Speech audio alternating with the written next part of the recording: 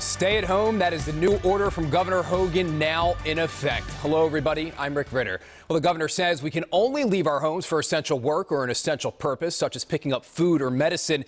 COVID-19 cases continue to surge in our state, and tonight, WJZ has learned the latest patient, an Amazon worker in Baltimore who has now tested positive. There are now more than 1,400 cases of the virus here, and we know 15 people have died.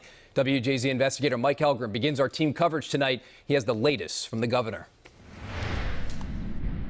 An emergency alert for Maryland's stay-at-home order went out on phones statewide, and some quickly lined up at grocery stores, but the governor urged people not to panic. The order does allow you to leave for groceries and medicine if you're caring for someone or even if you want exercise, as long as you follow social distancing guidelines. We are no longer asking or suggesting that Marylanders stay home.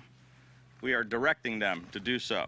Police have ramped up enforcement. Violators could be charged with a misdemeanor. A man in Charles County was the first in the state to be arrested after police say he tried to throw a large bonfire party and repeatedly ignored their orders. And upon conviction is subject to imprisonment not to exceed 1 year or a fine not exceeding $5,000. This comes as COVID-19 cases have skyrocketed to at least 1,413 in Maryland, with patients as young as 1 month old and a major outbreak at a Carroll County nursing home.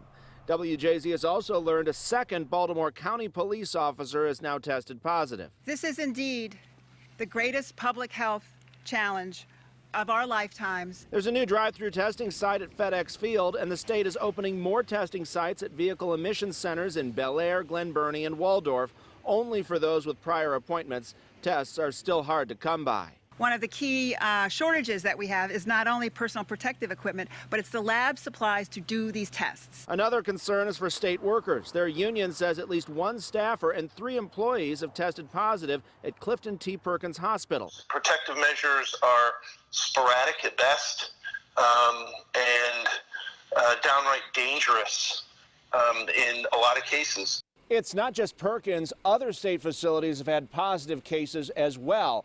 And right now, 32 Baltimore County police officers are under quarantine based on those 2 positive cases.